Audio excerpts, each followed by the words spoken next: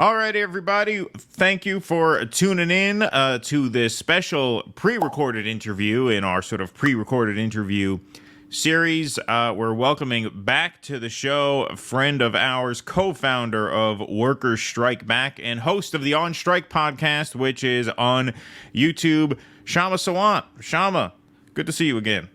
Great to see you both again. Thank you for having me. Thank you, Kshama. Yes, thank you so much for joining. The news is moving so fast, so I just want to jump right into the top story, obviously. So Joe Biden has obviously dropped out of the presidential race, and the Democrats have put the process of replacing him in the hands of insiders and Democratic Party delegates, specifically his delegates, since he won over 90% of them through the quote-unquote primary process. And so here's a little clip of MSNBC. I think this is a funny way to start things off with a little light humor. Here's Jen Psaki describing the process of smoothing out Kamala Harris's path to the nomination. Now the DNC and the Democratic Party has to run.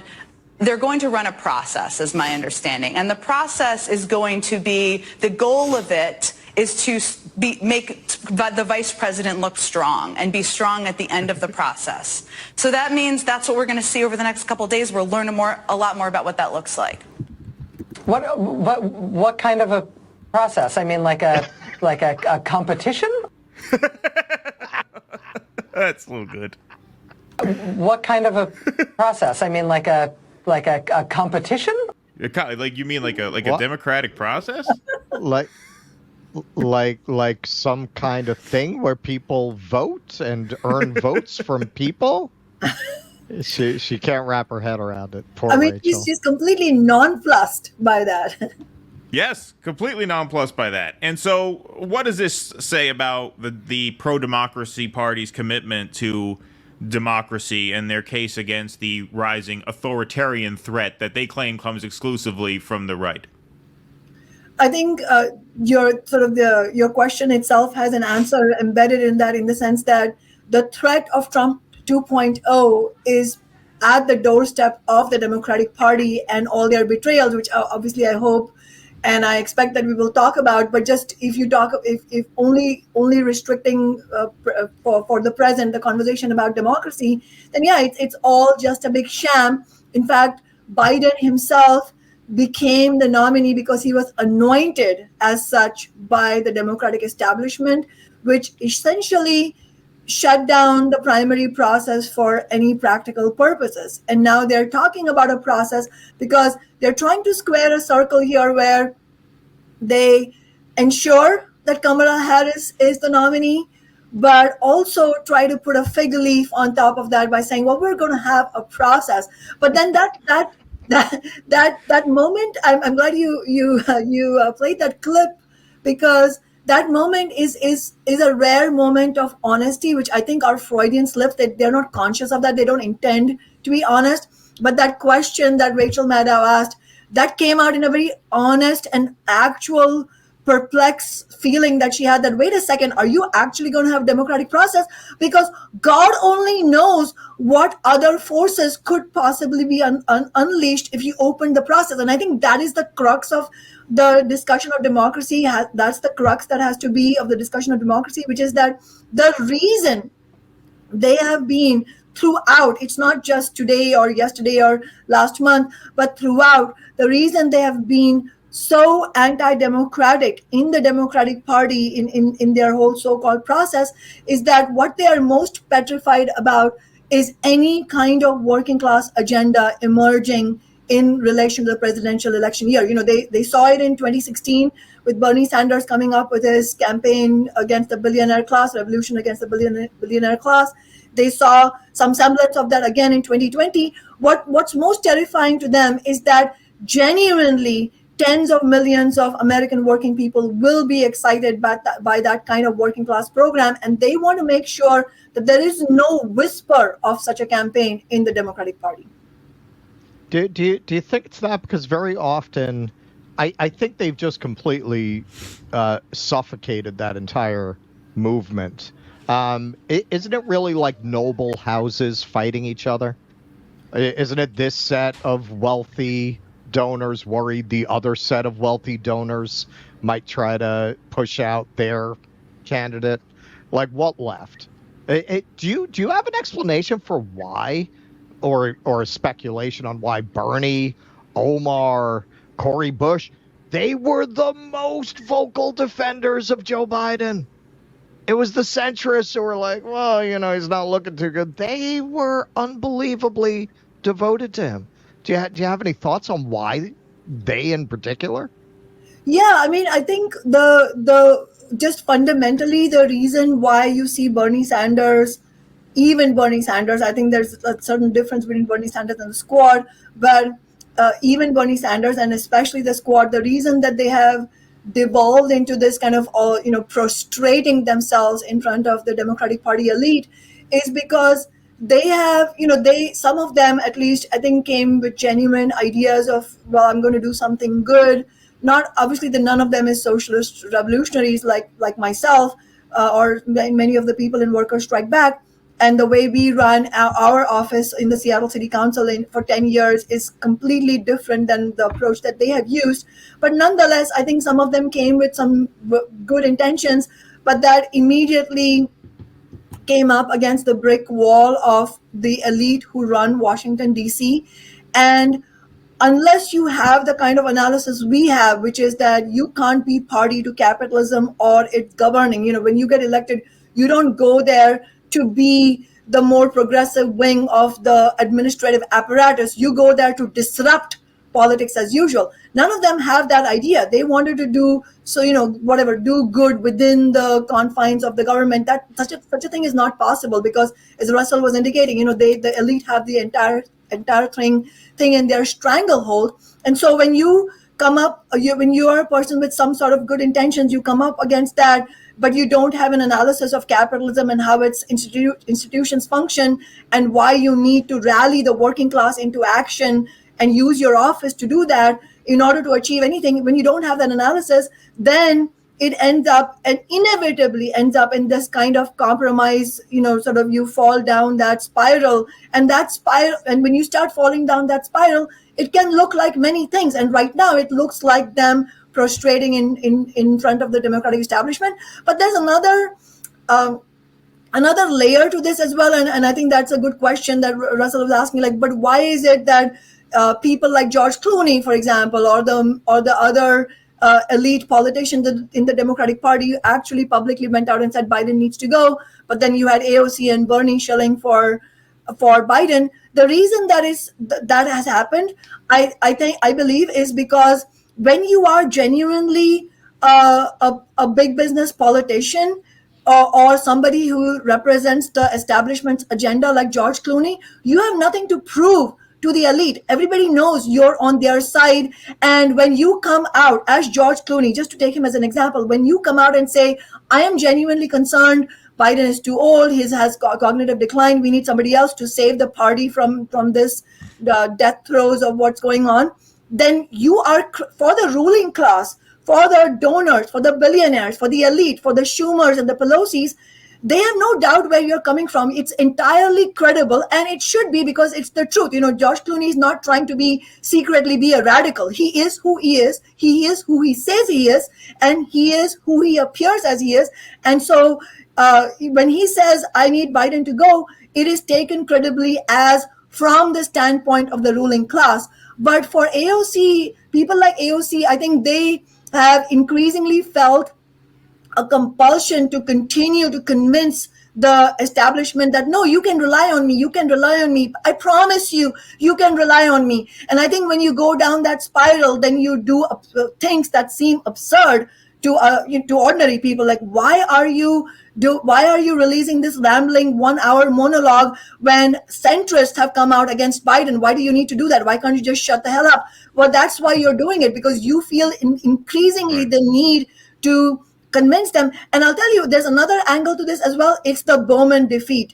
Jamal Bowman was defeated because of exactly trying to play that game where you want to appear like the squad member and so on, just do a few things that are progressive, but for the most part represent the establishment. Well, what happened in the primary? It was the Democratic elite that brought out the AIPAC dollars. It was the Democratic elite that carried out the gerrymandering of his district, because nothing short of a full-throated advocate of the interests of the ruling class will do for the ruling class. So if you try to play both sides, you will get massacred by them. And then AOC has decided that, well, I'm not going to get massacred by them. I'm going to go veer more and more in that direction. I think that's the explanation.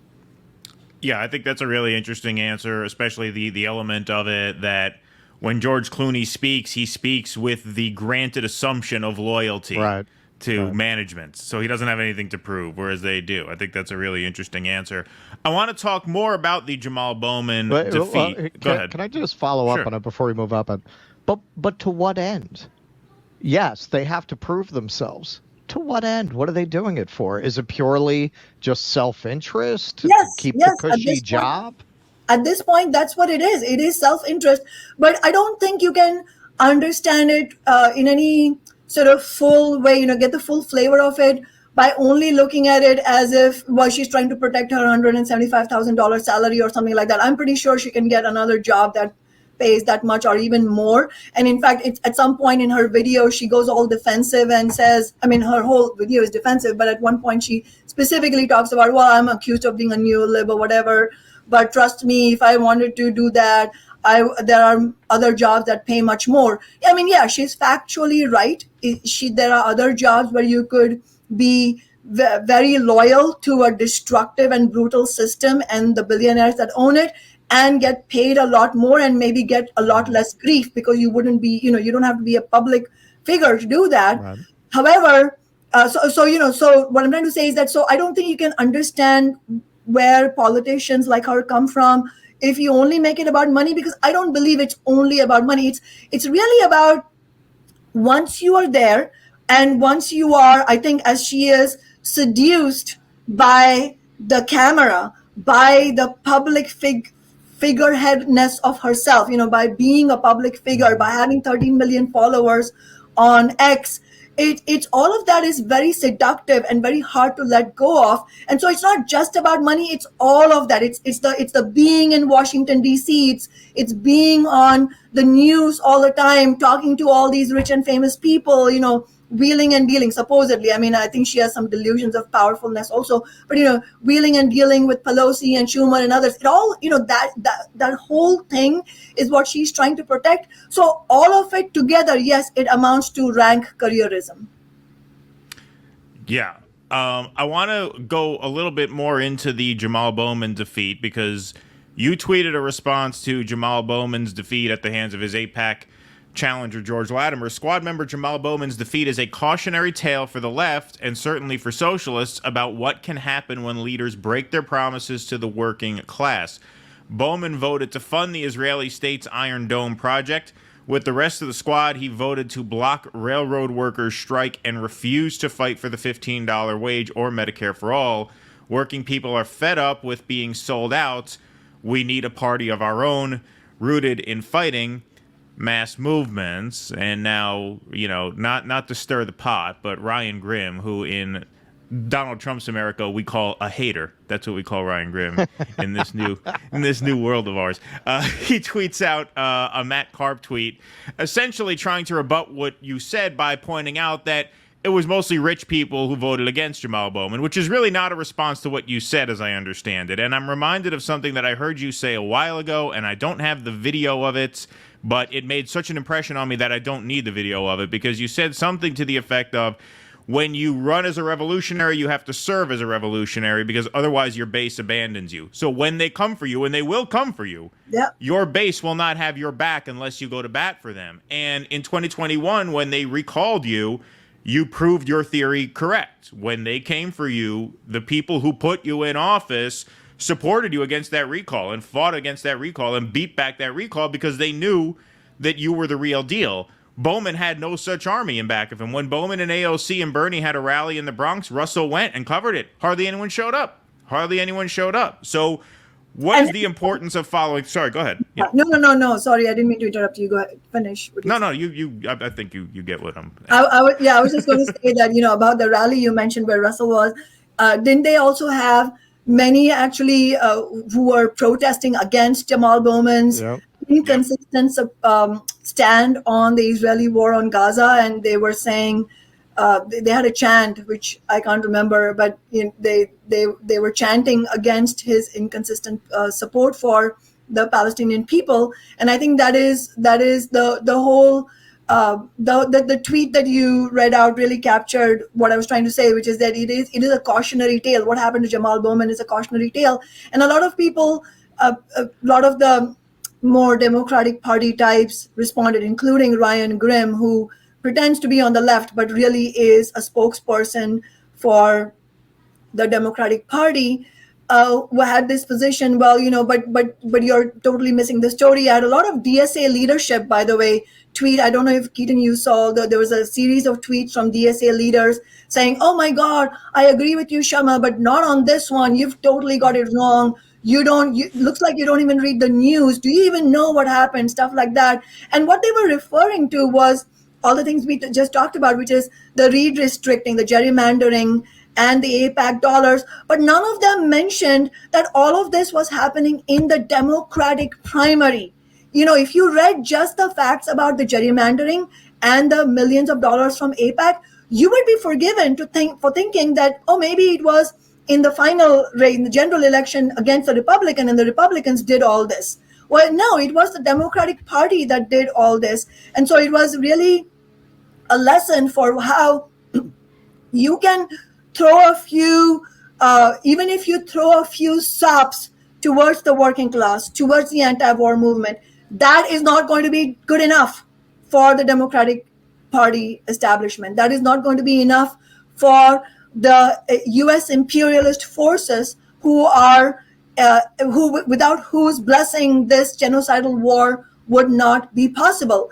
And then on the flip side, you mentioned the recall effort against us correctly in 2021, and that's the opposite of a cautionary tale. That is like the story that proves that actually, if you stand up for working people, then that is the only basis on which you can actually win something, and then also win re-elections. Like when I left office in December, I left undefeated after having won 4 elections, and one of those elections was that recall fight.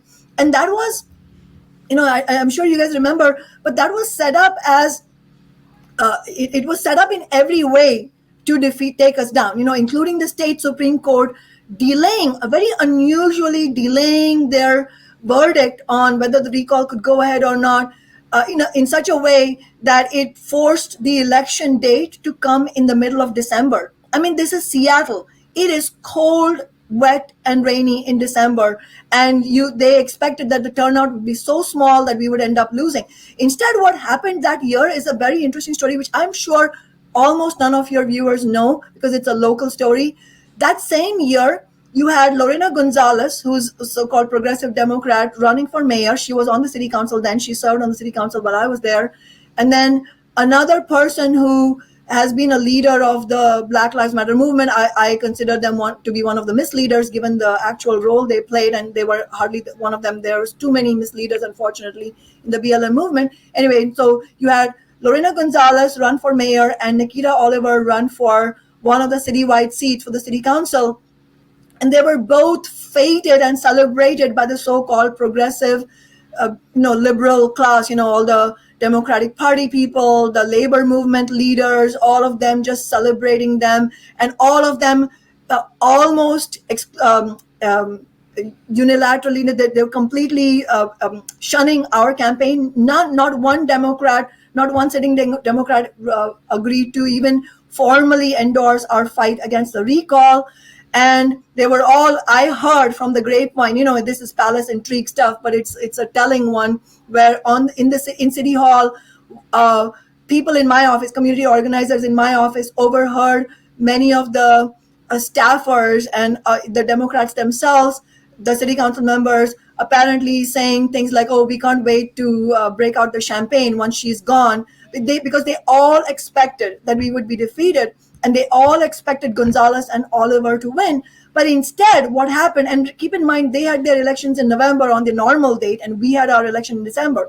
Instead, what happened was both of them were roundly defeated by their corporate Democrat opponents, and we won against the recall. Again, that shows the contrast of how when you are unambiguously on the side of working people, and we didn't just stand in principle in front, on the side of working people. No, we made history. We actually won the $15 minimum wage, which is now the nation's highest minimum wage at $20 an hour. We won the Amazon tax. And in fact, we won the Amazon tax in the midst of the George Floyd rebellion, when many of the Black Lives misleaders like Nikita Oliver actually went around, carried out a rumor mill saying tax Amazon is not a black issue. And we won because we refused to accept their gatekeeping. We went to ordinary black people in the protest movement, and 30,000 of them signed the petition to go to the ballot, which was the credible threat we needed to win in the city council. So ultimately, unless you have that clarity of that you are not beholden to the politicians or the gatekeepers who swirl around them, you are beholden to working people. Unless you have that crystal clear idea, you are going to go down, or you're going to sell out like AOC.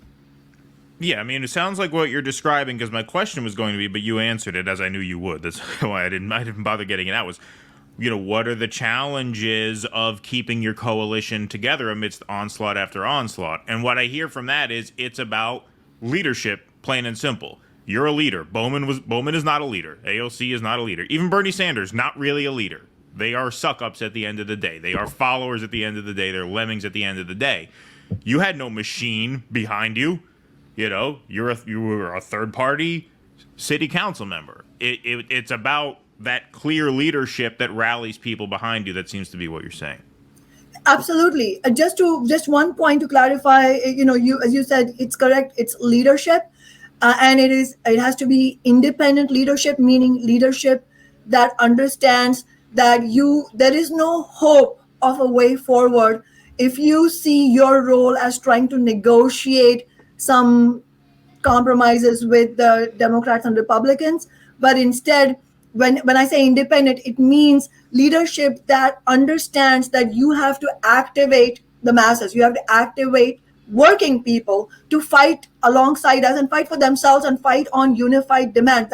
And you unite people as opposed to allowing the Democrats to do what they do, which is a divisive identity politics based kind of agenda. We rejected that. And especially during Black Lives Matter, we were proven right to reject that agenda of dividing working people along the race lines, but instead uniting them all on an anti-racist and also an economic agenda of winning the Amazon tax to build affordable housing, because of all people, working people and poor people of all races need it. And in fact, we made the point that disproportionately it will benefit Black working and poor people because they have borne the worst of the brunt of the rising rents in Seattle, as in every other city. But one thing I wanted to add in terms of leadership is that no, we did not have the Democratic Party machine in any way. I mean, they were as hostile to us as you can imagine.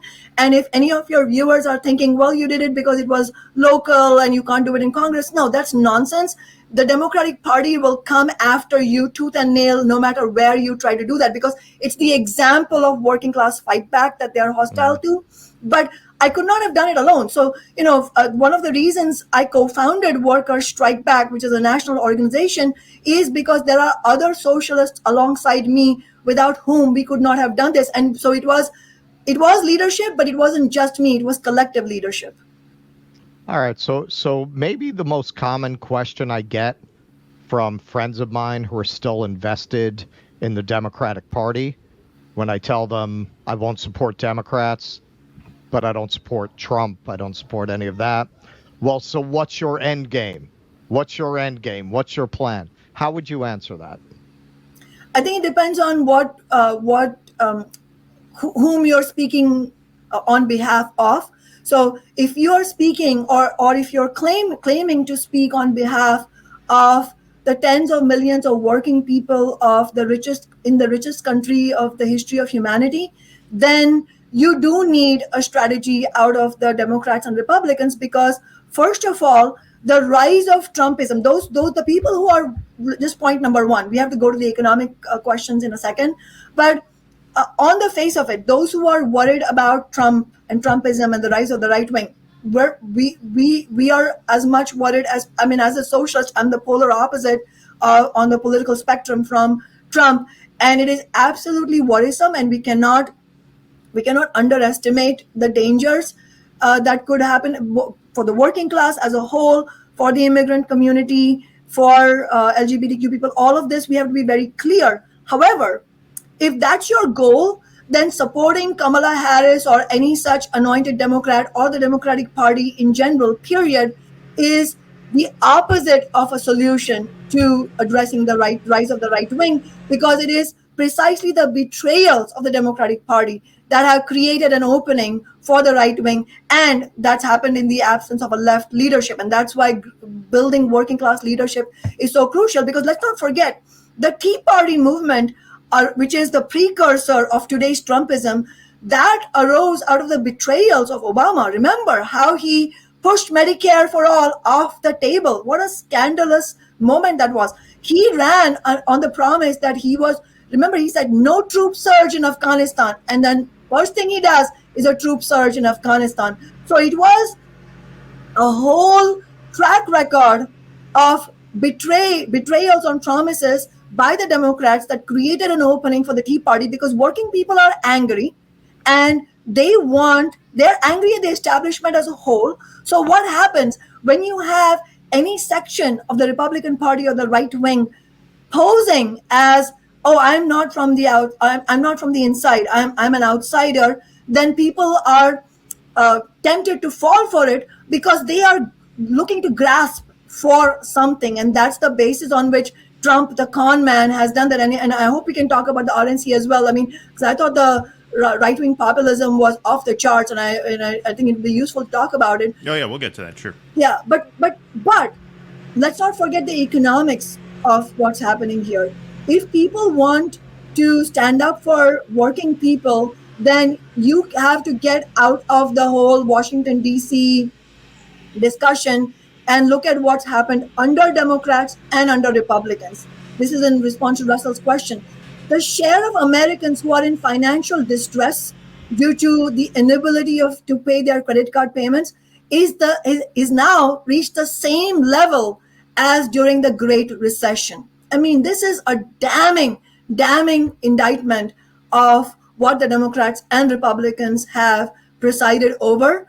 And we have seen the number of consumers who said it was very difficult for them to pay their household bills just in the last weeks has jumped from 26.9 million in October 2021, when the pandemic was in full swing, to 43.2 million. And that this was last year, and now it's increased even more. So you have more and more statistics. There are other statistics about housing unaffordability and so on, which really show that is what's creating this opening for Trumpism, where there is no alternative for working people. And that's why I hope we'll talk about this as well. That's why I'm supporting Jill Stein, as not because I think she's going to win, but because unless we give an alternative to the Democrats and Republicans in the presidential election year, we are not going to find an avenue to build a party for working people, which is what we need.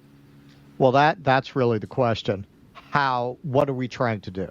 Are we trying to reform the system? Are we trying to overthrow the system? What means are we trying to take? And that's a question that we get all the time. Well, so what's your plan? So what is it? It's very difficult to answer that in the situation that we're in, where you have this enormous establishment that has incredible power, perhaps more power than an elite class has ever had because of the technology that we have now, the kind of total social control that's possible for an entrenched elite today.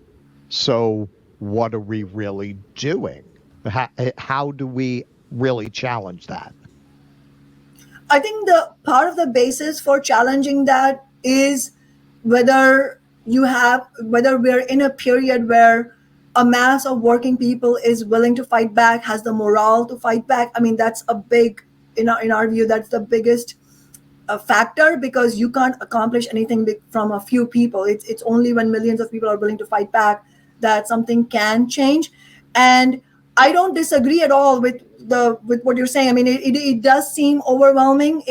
I'm completely compassionate to people who feel that I don't even know where to start. I know the society needs to change, but I don't know where to begin. How can this even change? The elite have such a grip on the levers of power in society. All that is true, and in fact, there are even aspects of a gilded age happening in more than one country right now, including my home country, India, which I know, Russell, you have visited. And we just saw this insane, endless wedding festivities of the richest man in Asia, son. I'm sure you've read about. I was there during the wedding season. Oh, you were? And it was, every night there were people out in the street. I had never seen that before, but it was nothing like this wedding. No.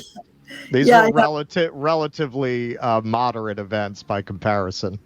Yes, no, I know what you mean. But ultimately, internationally, what you're seeing is more and more wealth consolidated in the hands of the billionaire class, and more and more aspects of what you could call a new era of a gilded age in this era of the new Cold War and age of disorder, as it's been called. But in terms of how to fight back, I think the first component is, are people willing to fight back? Is our assessment of consciousness that people want to fight back? My assessment would be absolutely. I don't think from that front we should be despondent, because if you look at, for example, the last year became the year since 1986, the big year with the biggest numbers of workers involved in major strike actions being defined as 1,000 workers or more on strike. And, that itself is a basis to understand that actually tens of millions of people are fed up. And even going back in 2016, yes, Bernie Sanders sold us out. But if you look at the people around him, the reason he became such a powerful enemy to be taken down by the Democratic Party elite was because his campaign electrified working people. So as far as one component of what we need to have successful struggle is there consciousness in favor of it? Absolutely. What's missing is, again, what we were talking about earlier, which is leadership. Unfortunately, that is a hard one, and we do need to fight against that. And that's why there need to be some honest conversations on the left. So if you look at, obviously, the liberal organizations have completely failed us. Their leadership has completely failed us. The Democratic Party is a complete wasteland as far as movement building is concerned. But then you come to the labor leadership. They have also failed us for the most part. For the most part, the labor leadership is in the pockets of the Democratic Party. And, like if you look at $250 million donated to the Biden campaign from the labor movement, it's disastrous. It's been a disastrous strategy to begin with. And now it's going to be, and I think it already is, a bandwagon for Kamala Harris. And then on the other hand, you have Sean O'Brien going to the Republican National Convention, which, we can talk about, but both are disastrous avenues for working people to put any faith in either of these two parties. And that's why I don't have a straightforward answer to that question, in the sense that it does require leadership that understands the kind of strategy we used in Seattle. And I hate pointing to our effort, honestly, because it sounds like, we're just pointing to that. But the reason I keep going back to that is because there is no other example of the kind that we showed, which is independent of the Democrats and Republicans, and at the same time not being marginalized, being successful in winning victories, being successful in rallying tens of thousands of people to wrest historic victories from the hands of the ruling class. I was telling this to Brianna the other day, is that, reporters sometimes asked me, what will be your measure of success 5 years from now, 10 years from now? And they always asked it from a personalized standpoint, and as if I care about my career. But my response to them always was that, look, if 10 years from now I am forced to again go back to the example in Seattle, that I will think of as not having made progress on the left, because there should be much bigger examples of what we did in Seattle. But we don't have that, and that's the unfortunate part. Not to be despondent, just to be soberly clear, that's the kind of fighting strategy we need, and we need to replicate that nationally in big battles. So we need to win some big battles, like winning Medicare for all. The UAW strike was important, but there were some limitations there as well. And then it doesn't help. And I'll just stop on this one. Sorry, I've been going on. But when you have a labor leadership, even like the leadership of Sean Fain, which did win historic gains for the auto workers, and it became a sort of a kind of a beacon for working people, correctly so. But then, he passes a resolution in favor of ceasefire, and then turns around and endorses Biden. See, that kind of strategy, it ends up stymieing movements. We do need to break that logjam. We need leadership that is independent of these two parties.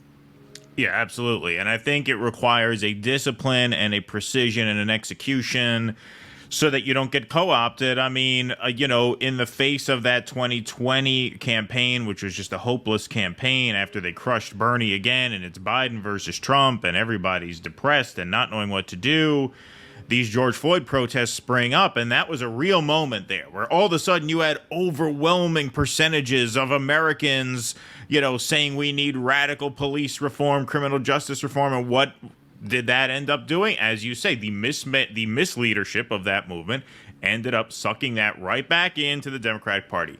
And it's something that happens so often. And one of the reasons why I think you are forced to cite your own work, and this is why people have you on their shows, you're one of the only people out there who actually has a record of organization and success and precision, which does bring me to the Jill Stein question. So I want to put this up here.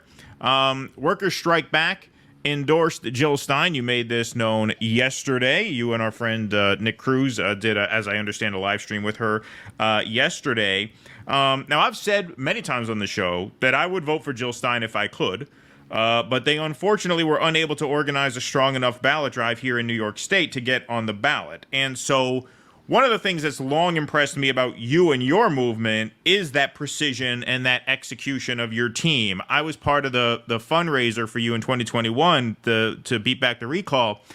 And it was amazing to me to see this team of people, this team of just very, very principled leftists, all show up on time, all have their shit together. They all knew exactly how many votes they needed and where they needed. They all knew exactly what numbers they needed to win, and it came together and it worked. And that's a level of organization that's very rare on the left, and I wish I could say I've seen that on the Green Party, but I have seen the Green Party fumble the ball multiple times just this cycle alone with the Cornel West and all that stuff. So on a policy level, I'm totally sympathetic to Jill Stein. I would vote for her if I could. But I do see a lack of organization within the organization. Is that a concern for you? And if so, what is the value, despite those concerns, in making the endorsement that you made? No, absolutely. Those would be concerns. And actually, Keaton, I appreciate you mentioning New York and that she's. Is it a done deal? She's not going to be on the ballot? Yeah, they only filed, I think, 42,000 signatures. That's what she said. And then filing showed, the filing that I saw it was somewhere in the 30s, but who knows if there were more that didn't reach that initial filing. But yeah, they fell short. And look, Andrew Cuomo on his way out the door in New York State screwed the third parties. He tripled the signature requirements from 15,000 to 45,000. And that sucks and that's unfair. We are supporting an anti-war candidate for Congress against Richie Torres named Jose Vega. He's with the LaRouche organization, and they're running a candidate for Senate, and they got 70,000 signatures. So, yes, the system is rigged. At a certain point, you got to beat them anyway, which you've been able to do, and the Greens have not been able to do. And so, like I said, on a policy level, I'm totally sympathetic, and perhaps there's an organizing purpose around endorsing a candidate for an organization like Workers Strike Back, who's trying to rally the troops in a campaign season. But I'm just curious about that because you're a very disciplined leader and your organization is a very disciplined organization. And I hope the Greens can learn from you. I mean, you're a good person they could learn a lot from you because you've succeeded where they have failed many times. Yeah, I mean, just on that note, obviously, if the Green Party and if the Jill Stein campaign wanted us to assist them in any way, we would be happy to, because we have the opposite, and this goes to why we have endorsed, and I'll come to your main question, which is why is it worth doing anyway? Is we don't have a sectarian approach in Workers Strike Back. We first of all, we don't want intellectual property on the strategy we have used. We have succeeded. We know it succeeds. We don't come from a standpoint of either, we avoid both sectarianism and ego trips. So when we talk about the Seattle work, we don't talk about it because our work, or I don't talk about it because it's self-aggrandizing. We talk about it because it's the actual example that will be useful to win working class victories, and that's what we care about for the working class, for humanity as a whole, for for actually pushing forward the agenda of what we believe which needs to be done is socialism. I mean, Russell was mentioning this earlier. Do we need to have some deeper strategy here? Absolutely. I don't think capitalism is going to work. One of the reasons we as in the socialists who are in worker strike back, one of the reasons we have made such effective and, unfortunately for the working class, unique winners, fighters for and winners of major reforms is because we are revolutionaries and not reformists, because we understand that capitalism does need to be overthrown. But with that clarity comes another sort of, I would say, corollary clarity, which is that because capitalism itself is not on your side, its institutions and its spokespeople are not on your side, however sweet they might sound, however soft-spoken they might be. That clarity allowed us to go into City Hall and never once be misled by either the carrot or the stick. And I promise you, a lot of that happened. And you have to have, you shouldn't have, the working class cannot afford to have personality politics, but at the same time, and you can't make it about any individual, and you have to have 100% accountability. At the same time, you cannot dismiss the question of leadership. Absolutely. I can tell you, if I, as a representative of working people, as a Marxist, when I went into City Hall, had I not been clear that when somebody from the Democratic Party, one of the council members, sweet talks me, or on the other end tries to threaten me, that I cannot back down one way or another, and that I have to go to the working class for my strength, then everything is lost. So leadership does matter. And so that's the example that we have shown. So whatever insights we have gleaned, we want to share them widely on the left because we want them to be used. And so to that extent, publicly, I mean, I hope the Jill Stein campaign is also watching. We are in earnest when we say we want to help out. I think it is, I have been very honest. I don't think everything is perfect. I have political differences also with Jill Stein. She has differences with us. I appreciate her also for being honest. One thing I'll say is that the Cornel West fiasco, I don't think is the fault of the Green Party itself. It is Cornel West's own mistakes that he and I don't know if you guys remember, but the question of him running on the Green Party ticket, which was the most effective strategy to have done, came up in the worker strike back launch in New York, where Chris Hedges spoke alongside me. And then we literally, he got on the phone with Cornel West and Jill Stein and made that happen, which was a really great thing. Unfortunately, it just fell apart because of the unfortunate weaknesses in the Cornel West campaign, which could not be helped, I think. And so here we are. But I don't claim that everything is perfect in the Jill Stein campaign either. But I also think that they are making a valiant effort against the attacks from the Democratic Party. All the, as you said, Keaton, they have all this obstacles stacked up in front of them. They're being targeted with lawsuits.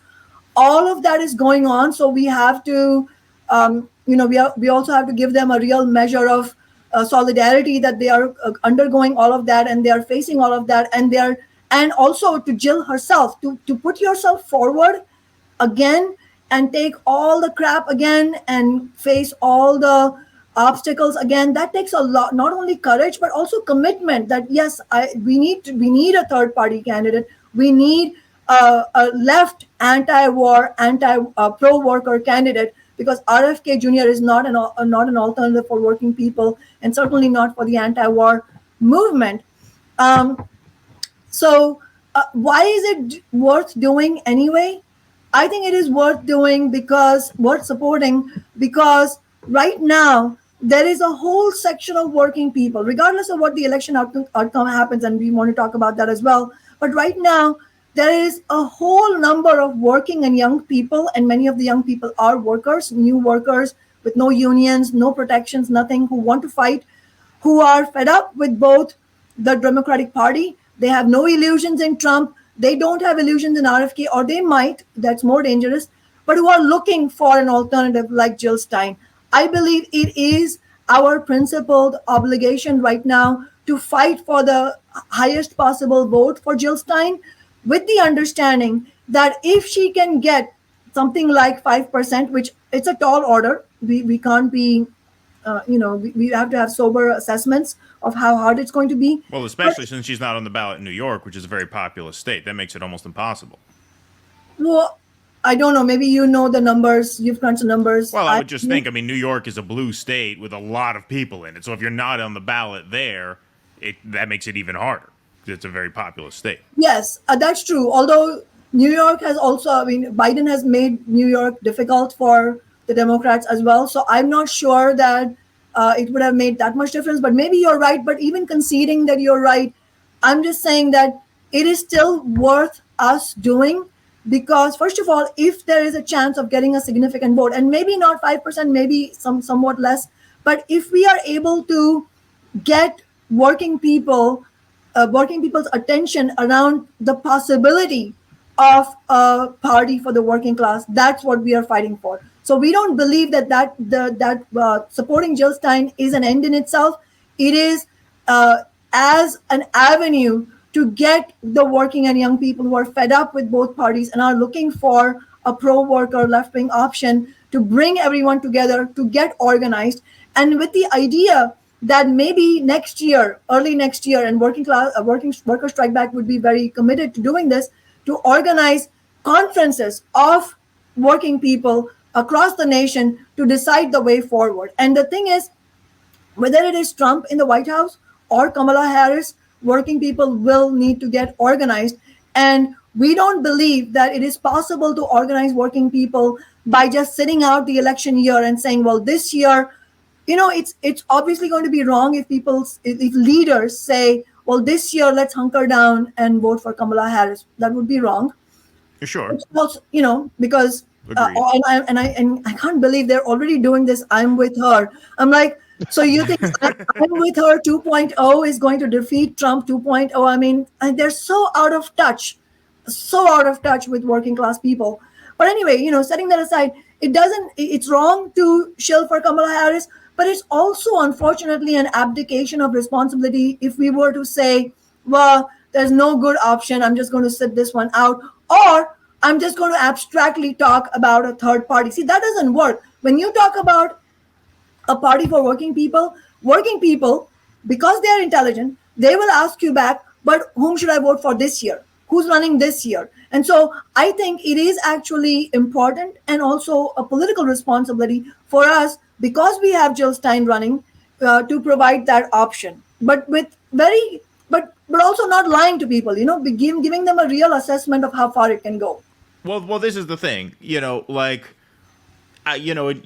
said something to this effect in the past, how it's important that, when working people invest in you, you give them a return on that investment. That's what builds that trust. That's what builds that solidarity. That's what, feeds the movement.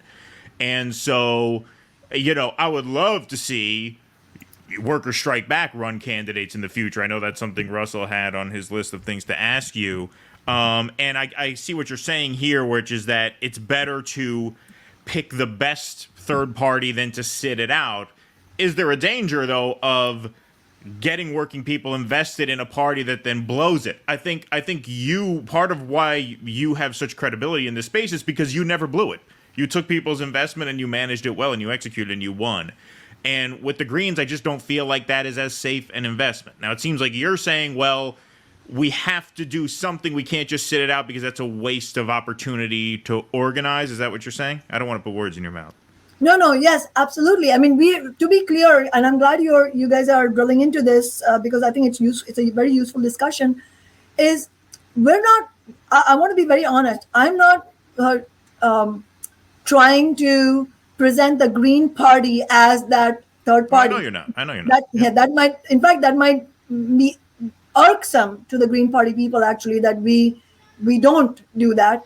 Because we don't believe the Green Party is that vehicle. So but I'll be honest with you, I don't believe that for young people and working people who are looking for alternatives to this completely messed up system that they're confronted with. I don't think for them it's about the Green Party. Like, I don't believe, honestly, that when we say in Workers Strike Back, as we did, we endorsed Jill Stein through our democratic vote yesterday after a discussion on our inaugural Zoom conference. I don't believe that, for example, the members of Workers Strike Back, and this is hundreds of members nationally who voted for it, voted with the idea that somehow they have illusions in the Green Party. I'm not even sure in how many people's consciousness it even registers that Jill is running as a Green Party candidate. What does register to them is that this is an actual campaign, a real life campaign with this genuine person as a candidate, Jill Stein, who has gotten arrested in the anti-war movement in the campus protests, who is calling for a $25 an hour minimum wage, Medicare for all, canceling student debt, funding free 4-year college for all, and not to mention ending the genocidal war on Gaza and ending all US military funding for the Israeli state. I mean, that is a very strong campaign, and people want a vehicle to support that campaign, and that's what's attracting them. I honestly don't believe it's about the Green Party at all. I mean, for the Green Party, they may want to further that cause, but we are not. And for us, it's about showing an example of a campaign like that. But I also, like I said, don't believe that the campaign in itself or supporting the campaign in itself is enough in any way. I'm just saying that this year it would be actually an abdication of political responsibility on my part, on the part of Workers Strike Back leaders, if we didn't use this as an avenue for struggle. Part of what concerns me with the Green Party being from a blue-collar background, groups like this turn off workers. They're, even what you're laying out policy-wise, sure, but the cultural signaling is so off-putting to working class people because of, unfortunately, the people who are mostly involved in the Green Party. It's a lot of college-educated people who signal in that way. You look back, listening to how Teamsters used to speak in the 60s, they sounded like a Marxist convention. Like these ideas were very wed to the working class. Now, for various reasons, the working class has wound up in the MAGA movement. But if you watch that assassination video and you see how the whole crowd doesn't run, I always think of the line in Apocalypse Now, give me 3 battalions of such men and our problems in this country will be over very quickly. The people like that have all wound up being seduced into a right-wing popular. I mean, not all, but many. And it does occur to me at times that we know there's a long history of intelligence agencies interfering with left movements, with left leaderships. And yet the Green Party chugs along. Many people wonder, are they allowed to be there as a distraction? Are they allowed to be there as a safety valve to pull whatever left energy there might be outside of the Democratic Party into a completely futile effort that has no real connection to the working class that it claims, and I don't doubt their sincerity of wanting to represent the working class, but you can't represent the working class without working class people representing you. And Jill Stein certainly doesn't speak that language. And I've never seen a Green Party member who really effectively did. Well, I don't want to say never. Very rare. Matt Ho, we've had on the show, I think he's able to go into that territory. But for the most part, the way they signal is a turnoff to workers. I don't think you can ever really get the kind of movement that I think you envision without winning back workers to the left. I think, first of all, just in response to what you're saying, I do think that you have a somewhat, I have a viewpoint that is somewhat biased by sort of the people on the left, and I'm not, I'm not questioning their blue collar credentials per se, but more that I think that they're listening or it's reflecting much more of what being talked about in more activist circles. I can tell you that dozens of Worker Strike Back, leading members, who are all socialists. Not everybody in Worker Strike Back is socialist or revolutionary socialist, because that's not a requirement. It's a wider organization, but many of us are revolutionary socialists. Many of us were part of the victories we won in Seattle for a decade, and we've been out there at tables, and especially we ramped it up because we were building for the inaugural Zoom conference of Worker Strike Back, which just happened yesterday, which Eden was mentioning, which Nick Cruz also spoke at. And we had the Jill Stein petition with us as well.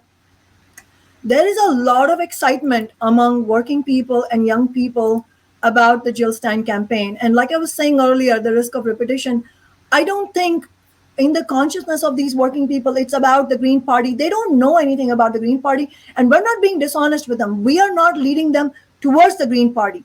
If ever the conversation became about the Green Party being that, that alternative party for the working class, then absolutely you will see me speaking out much more clear, much more focusedly on that. The reason I'm not is because I don't believe that that's where the debate is at right now. I'll tell you, the most paramount feature of the consciousness of the best, the most politicizing young working people is there any option in this, in this whole situation that is completely messed up? And when they see a campaign that is calling for all these demands, they are excited about it. We have had, and this, we've had hardly any resistance. And I'm talking about actual working people. Okay. I'm not talking about activists. I'm talking about working people who, even in Seattle, didn't know about Worker Strike Back until they talked to somebody at our table. They have not been involved in politics, but what they do know is that their lives suck and they want somebody to, to represent their needs, somebody to fight for them. There's that deep hunger. So I think the Jill Stein campaign is playing that role where there is deep hunger among working people, and they are excited to see a campaign like this. In fact, there are poll numbers about how people are excited about her, young people. I think there are statistics about, I think she's polling at 13% among young people or people under the age of 30 or something like that. Sorry if I'm misquoting the number, but along those lines. And it's true that so the Green Party as a whole hasn't focused on working class demands. I don't disagree with you.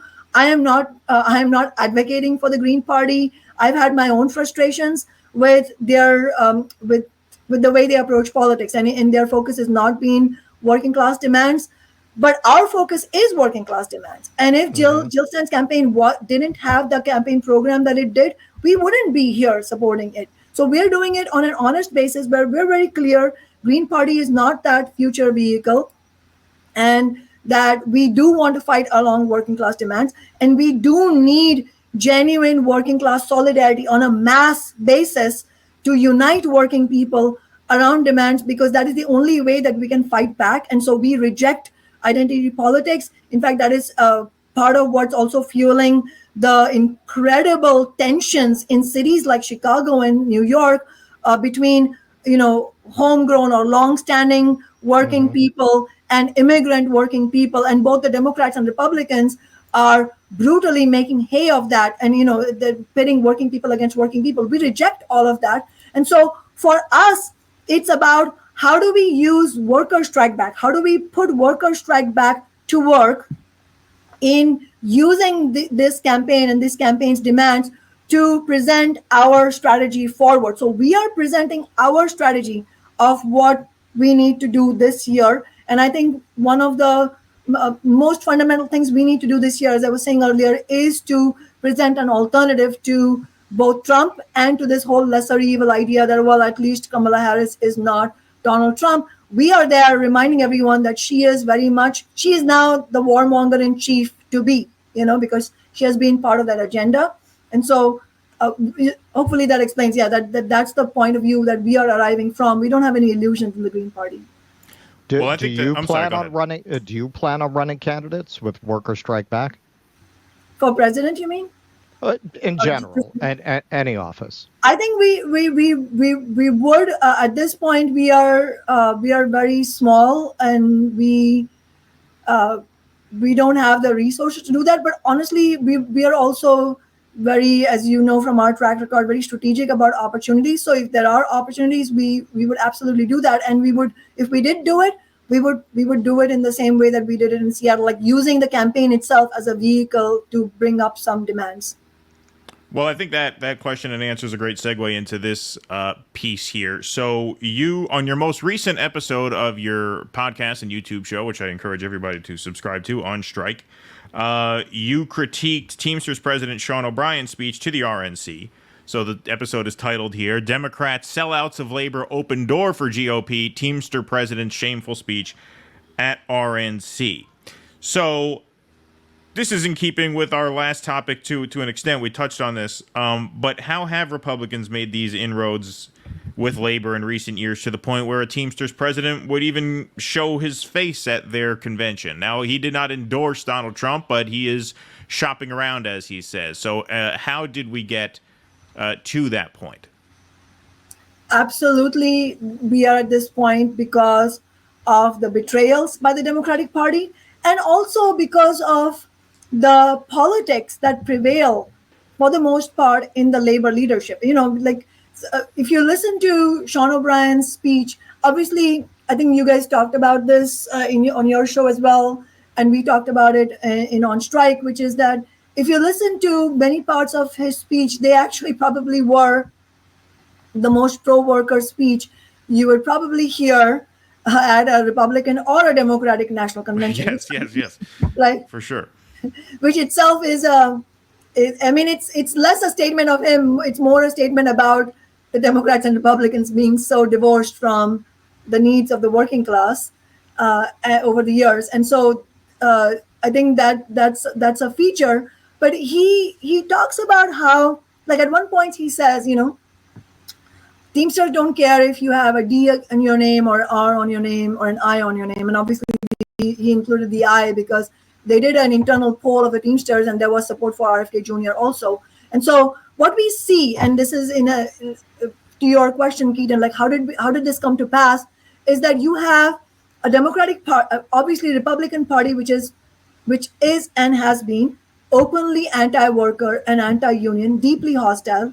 And then you have the Democratic Party, also deeply hostile to unions, but in a way that creates illusions that maybe they are not anti-union. You have a so-called progressive wing. You literally have something called a Congressional Progressive Caucus with 100 members there, Democrats there, led by Pramila Jayapal, who's a Congress member from Washington State right here. And what do? They sell out workers and the union movement every single time. But then you have the vast majority of the labor leadership, nonetheless, tied to the Democratic Party because they come from the same political ideology, same political thinking, which is that they don't really have anger against capitalism itself. They don't believe that capitalism needs to be overthrown. They don't believe that it can be done, even if they think that it should be, the rare ones among them. And ultimately, they are there to manage the interests, the greed of the bosses and the needs of the workers. And in fact, one of the most telling things, in my view, in Sean O'Brien's speech was where he referred to himself as a negotiator.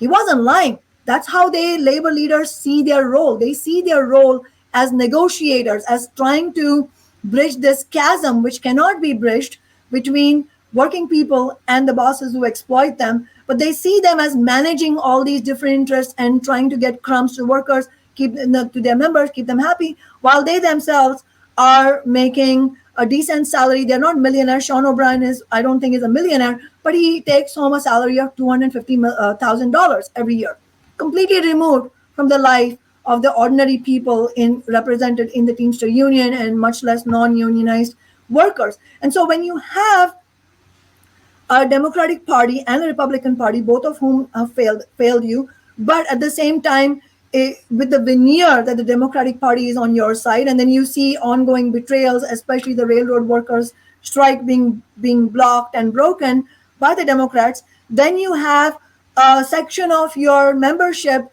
looking towards Trump. And it's on the strength of that that Sean O'Brien has gone. Although I think there was a lot of backlash to him within the Teamsters. I believe Teamster Mobilize, which is a caucus within the Teamsters, had a meeting yesterday to discuss all of this, to discuss exactly how this came to pass. And so the only solution to all of this is to understand that, again, to have a labor leadership that understands that neither the Democrats nor the Republicans are going to be an answer. And I think history is a guide, and we talked about this on our show. So part of what prompted Sean O'Brien, I think, to go, the best assessment, the most benign interpretation of him going, I think it is a terrible and shameful thing for a labor leader to go to a Republican convention, and he didn't endorse Trump, but that's only in name. He went on praising Trump. He called him a one tough SOB. Yeah, they got the sound bites they needed, sure. Exactly. Exactly. So one of the most benign interpretation you can put on this type of strategy is that these labor leaders like Sean O'Brien, they think that, well, we can play the Republicans against the Democrats, as a threat. Like, hey, just you wait. If you betray us again, right, then we'll go to the Republicans. It doesn't work. That sort of thing doesn't work. Look at what happened to the Teamsters themselves and to PATCO when Reagan came to power. Both the Teamster Union and PATCO, the Air Traffic Controllers Union at that time, were angry at the Carter administration with good reason, because the Democrats under Carter had betrayed them. So they turned to Reagan thinking that this sort of, tit for tat would work. But what did Reagan do? One of the first things he did was broke the back of the air traffic controllers. And it was very clear it was not a one-off. It was a signal to the labor movement, in fact, internationally, between him and Thatcher, that this is going to be a new era. We are going to crush labor. So that kind of clever tit for tat between Republicans and Democrats, a clever game played by labor leaders, if that is indeed what's going on in Sean O'Brien's head, I don't know. But as I said, it's the most benign interpretation we can put on that. But even that most benign thing, it doesn't work. History shows that it fails. And so ultimately, we have to call him out on doing that. But we also have to call out Sean O'Brien, Sarah Nelson, all of them for supporting Biden. Sarah Nelson was supporting Biden publicly even after George Clooney and others were saying he needs to go. Well, I think you touched on something really important in there, which is the lowering of expectations among working people. You said people have sort of resigned themselves to the permanent staying power of capitalism, which really just filters out any revolutionary energy within these labor movements to the point where they feel like they have to get the best deal they can within the system. And as long as I have to get the best deal I can within the system, I'm going to shop around. I'll go to the RNC, I'll go to the DNC, I'll go to RFK. And I agree with you that that's not going to cut it at the end of the day.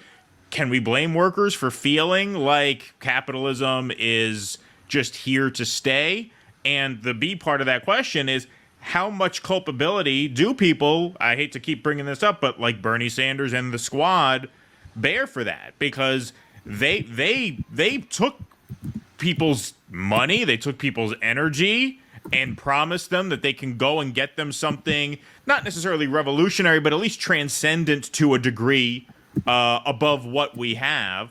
And they failed. That movement is in shambles. So when you get people's hopes up and then drop them on the floor, I feel like we're in that sort of post progressive landscape where now working people feel like, all right, within this system, we're back at square one. What do we do? And that, to me, is an explanation of how they end up at the RNC. Right. It's certain. Yes, as I said, there's a section of the Teamster Union that it's a membership itself that is attracted to Trump. And I can't remember the exact numbers, but there was a slightly larger proportion that was, at that time, it was Biden still.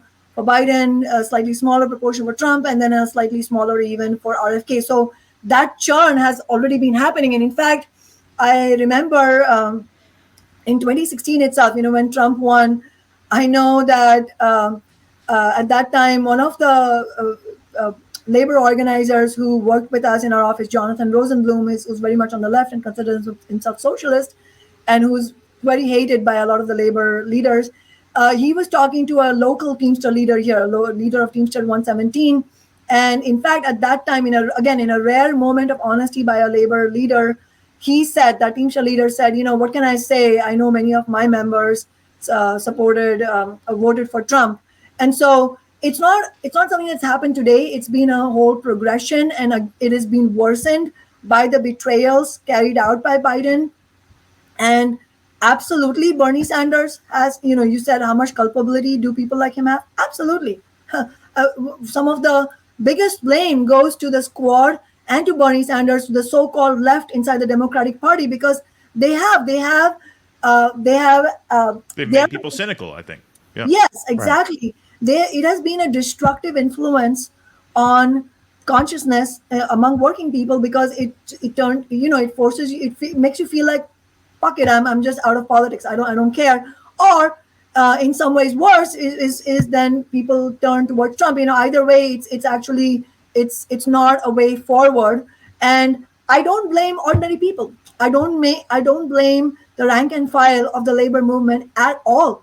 It is at the doorstep of the Democratic Party, including the so-called left in the Democratic Party.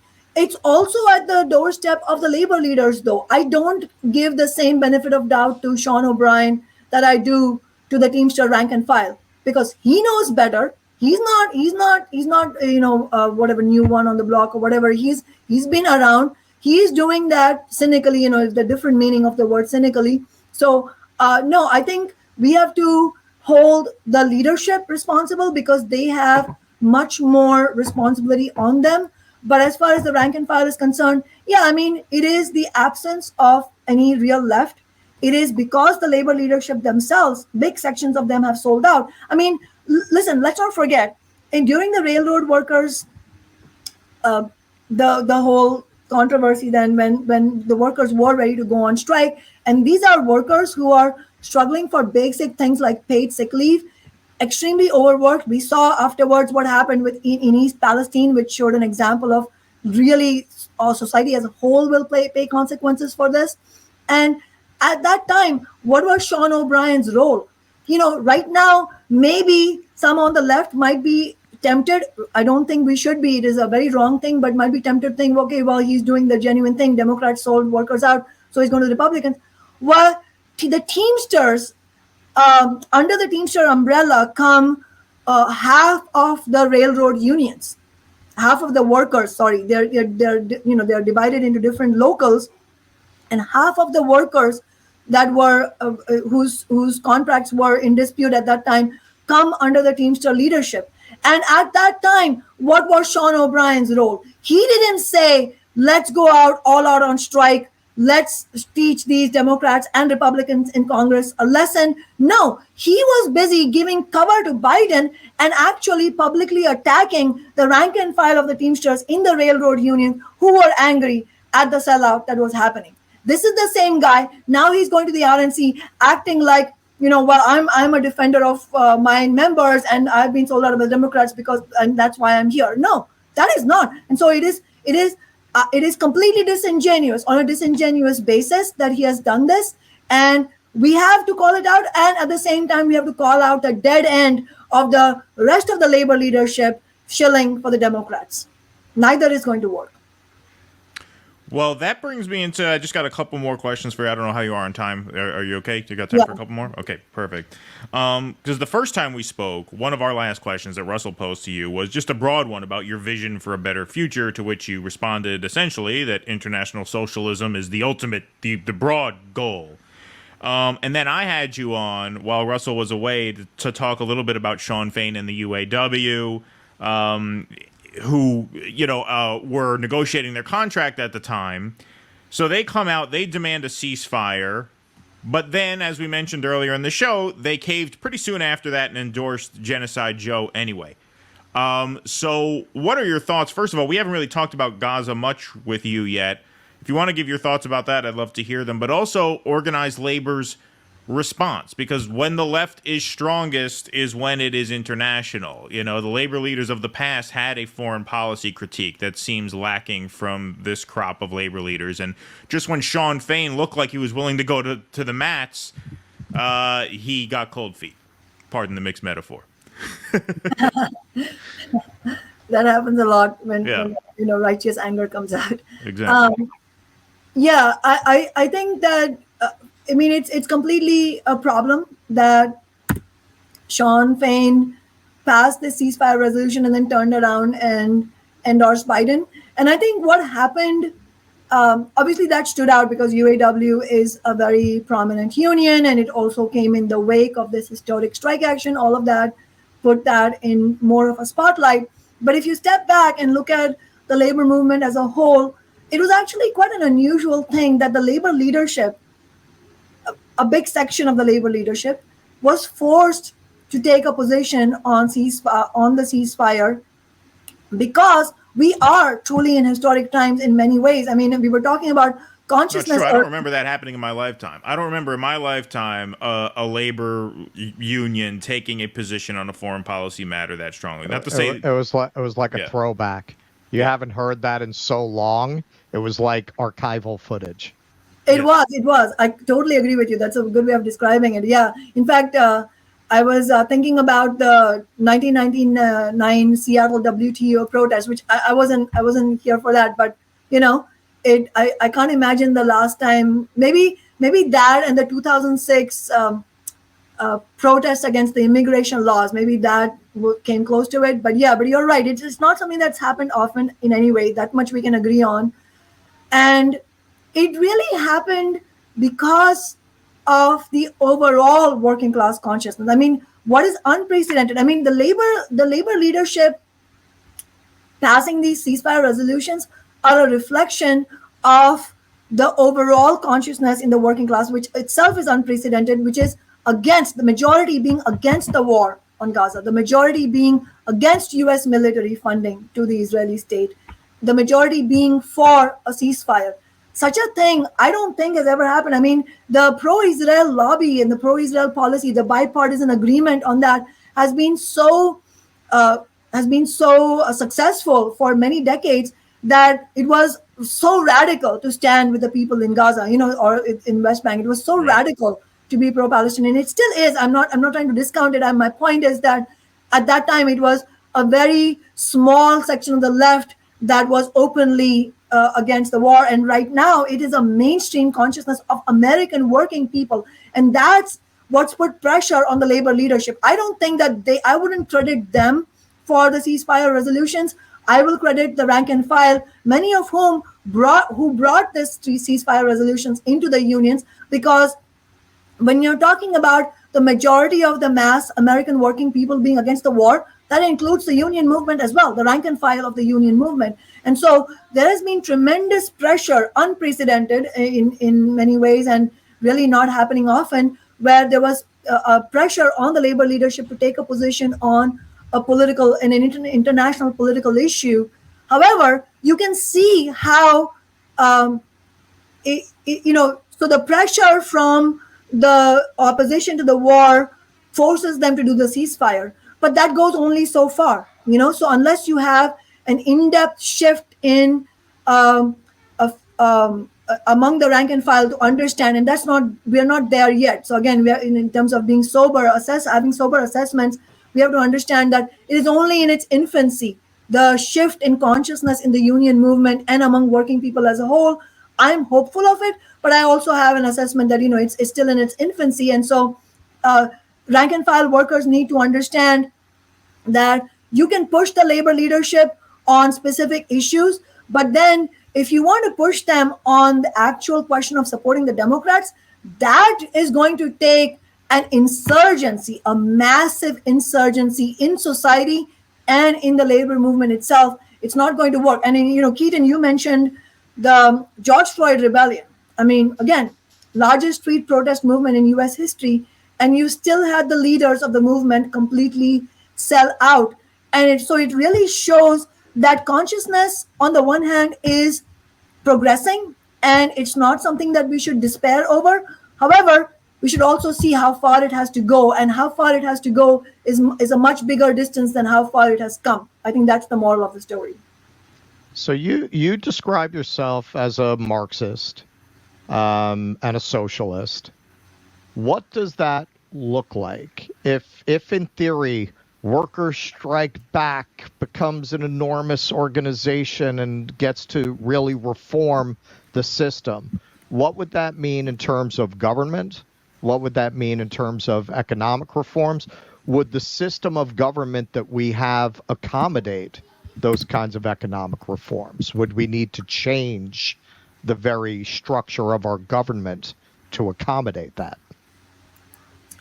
I think the whole question of our government itself is thrown into question if you're talking about what I'm talking about, which is being a Marxist, meaning understanding that the whole capitalist system internationally has to be overthrown, and in its place we need socialism. And what we mean by socialism, as I'm sure you guys know, is a system where the enormous wealth and resources of society are owned democratically by working people as a whole, not by a few people at the top.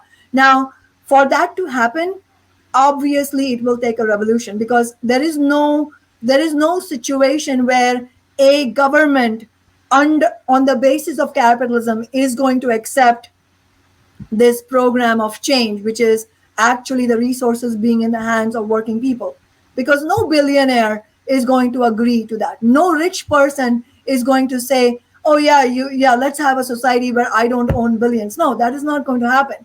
So I don't think Adam Schiff would vote for that. no, he won't.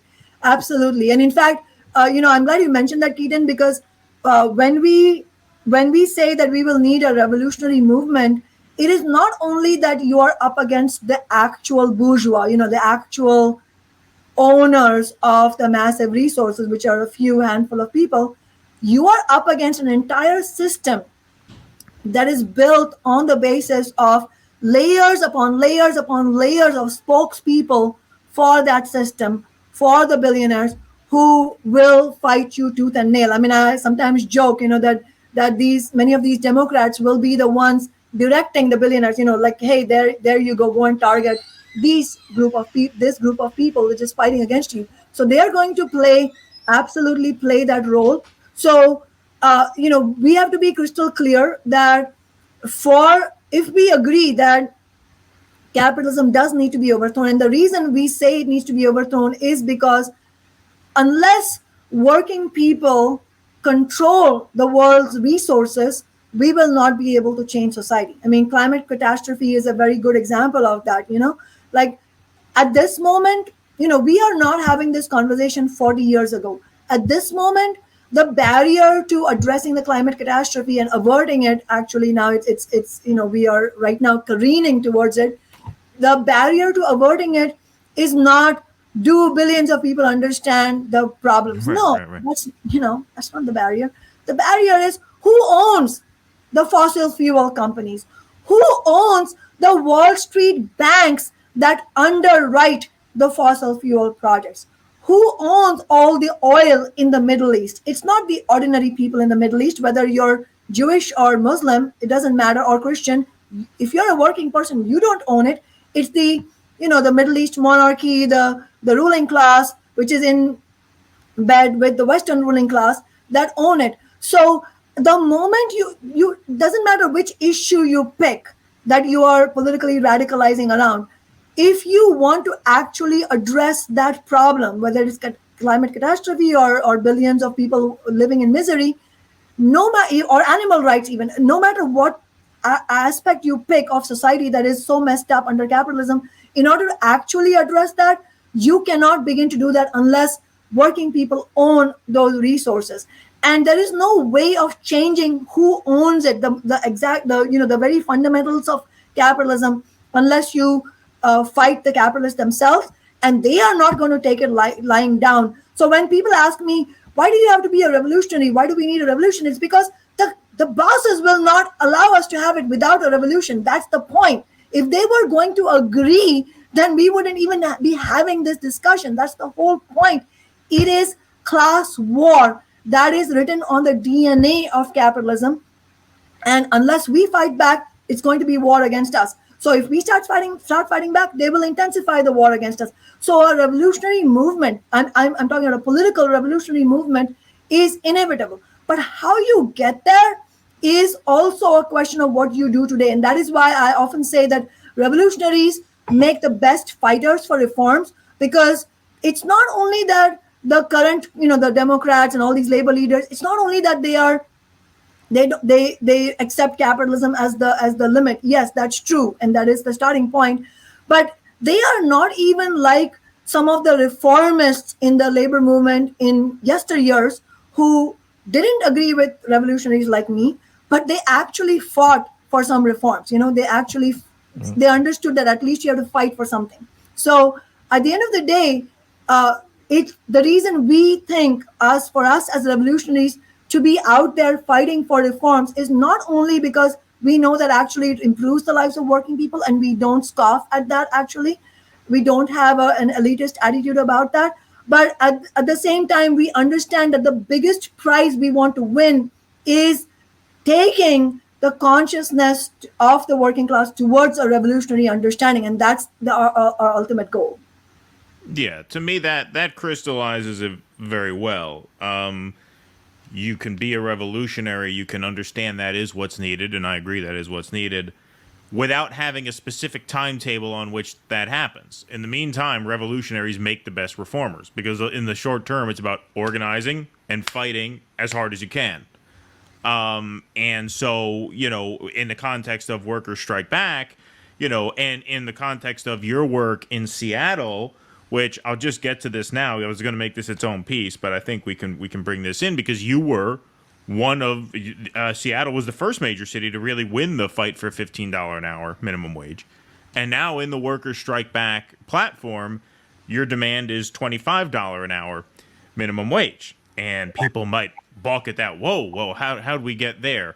Well, this is a really interesting map here. The income and individual needs to live comfortably in the United States. This is a study based on a single working adult. So this is not to raise a family. This is not for any of that. This is for a single working adult, one-person household.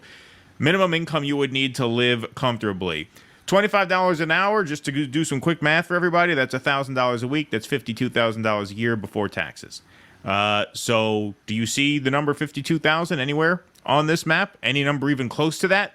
The lowest cost of living state is West Virginia, which is $79,000, which equals out to an hourly wage of $37.88.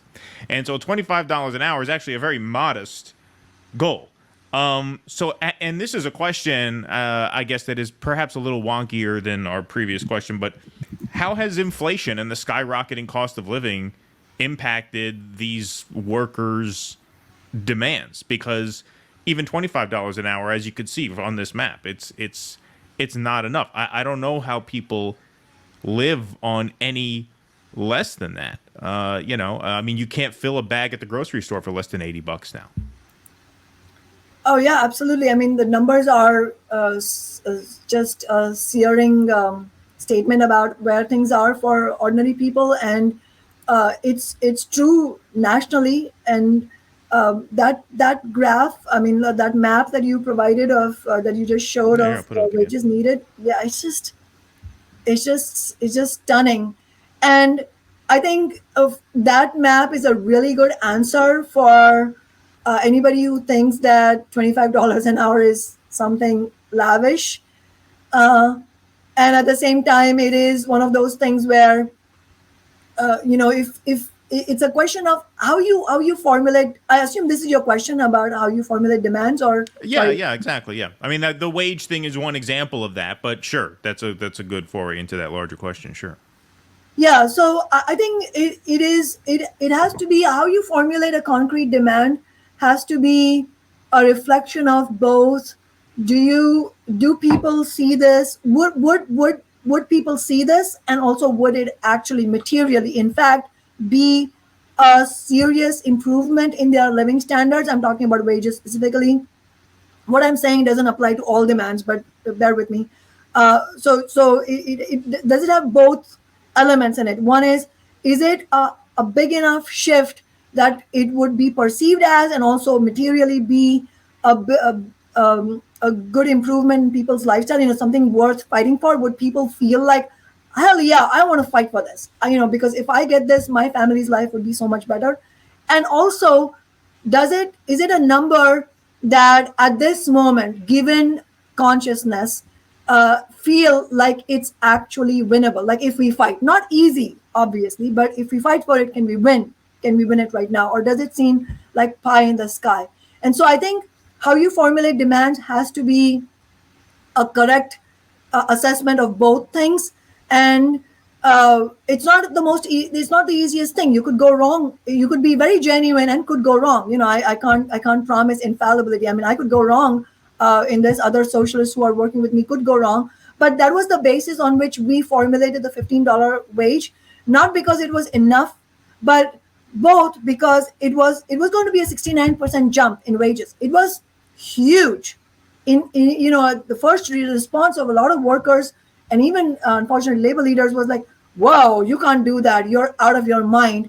But it seemed at the same time, actually we could win this. We could win 15. And you know, we don't take credit for the original idea. The original idea actually came from the union movement. In fact, in New York City there were protests just before Thanksgiving in 2012, you know, where they were fighting for 15 and a union.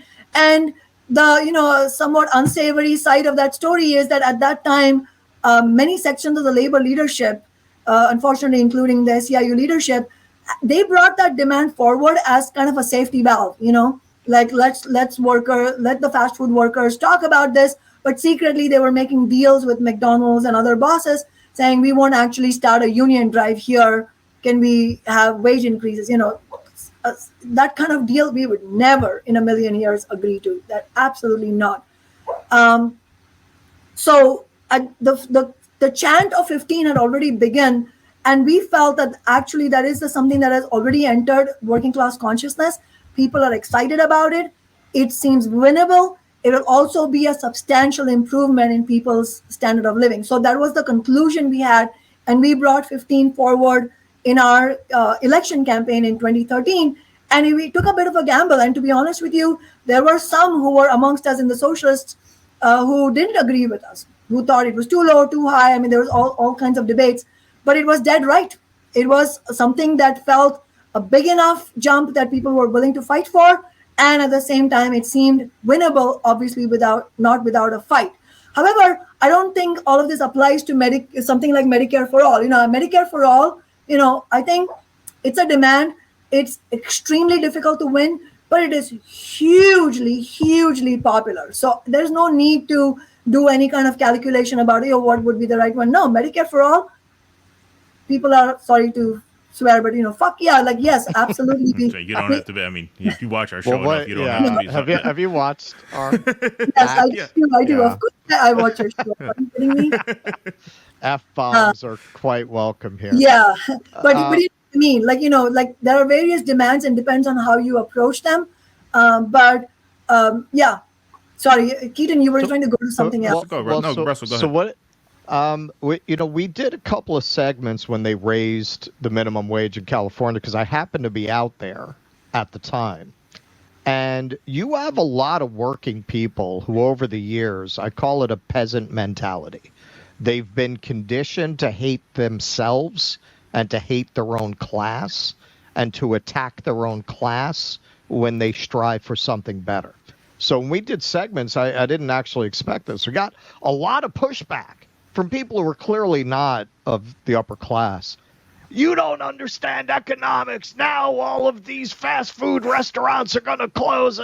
So what do you say to people who say that? Because, of course, the conservative media, every time a pizzeria closed after they passed that, oh, my God, it's the apocalypse. And I went out and I showed videos of the line of cars at In-N-Out Burger after they passed this and how small the increases in prices were.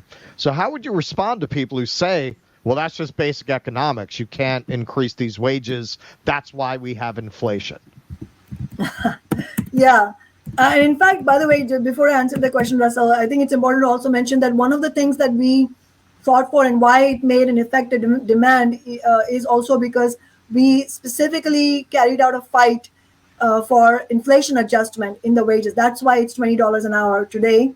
It's nowhere near enough, but it is better than the abysmal wages that they were. And also mainly it's the experience of fighting back that is the most precious thing.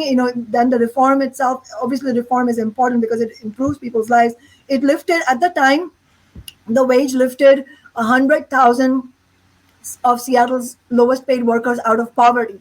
So, I mean, I just feel like if I were to die today and that's all we did, that would have genuinely improved people's lives. But obviously, it's not enough. That's why we're talking about having a revolutionary movement against capitalism. However, it was genuinely a shift in people's living standards. And as far as when people say, you don't understand, all the restaurants will close, we had a lot of that. We had such an onslaught of that initially, I remember talking to workers, because we talked to workers everywhere we went, like literally I would go grocery shopping and I would talk to the person at the checkout, the cashier, like, hey, have you heard we've launched the 15 Now movement? What do you think about that? Are you going to join? Here's a flyer. Can you come? The first concern would be, oh, but I saw on TV that small businesses would close. What would happen? Right. So the way we responded to that was by using actual economic and statistical studies, which showed, like in previous, there's been minimum wage increases in the past. And there are so many studies that show that when the minimum wage went up, it had zero effect on the longevity of any small businesses. We made the point that the reality of capitalism is brutal. And while they want to sell you, the capitalist class wants to sell you the system as, oh, this is this nice mom and pop store kind of system. No, actually, small businesses are crushed every day. And it's not going to be because they paid you decent wages. It's because this system favors the largest corporations. And, the more you consolidate resources with you, wealth with you, the more the system rewards you. It's that kind of system. And we quoted studies, literally economic studies. And I can tell you, I have a PhD in economics. I never talk about that because we don't want workers to feel like they need you don't fucking need a PhD in economics to know your life sucks under capitalism, But the only place I brought it up was when the ruling class spokespeople would come and say, well, she doesn't understand economics. And we would be like, no, I actually do. I know what I'm talking about. And there are, one of the studies we used is a meta study that was done, I believe, by economists at UC Berkeley, where they put together decades of studies on minimum wage increases. And that's how they found there was no statistical impact of any kind of minimum wage increases, including a big jump like ours, 60+% of jump in wages on whether or not a small business exists. But we didn't stop there. This is what made our points effective. We made those points, and then we followed it up by saying, but listen, even if assume hypothetically they were right, that it's going to be a apocalypse now if we increased the minimum wage, if we gave a semblance of humanity to our most hardworking people. If that were indeed true, then what the hell are we defending here? If that's true, then that should be the biggest argument to not defend this economic system, not an argument to continue keeping people in poverty. I think that was the clincher for people. All right. Well, I got one more thing I want to bring up before we let you go here, unless you got something else, Russell. Well, I wanted to end with my apocalyptic question. So why don't you? I ask yours, and I'll briefly ask. Sure. I mean, it doesn't matter. We could do either one. This is more of a call to action type thing. You are organizing a protest rally in Chicago for the DNC.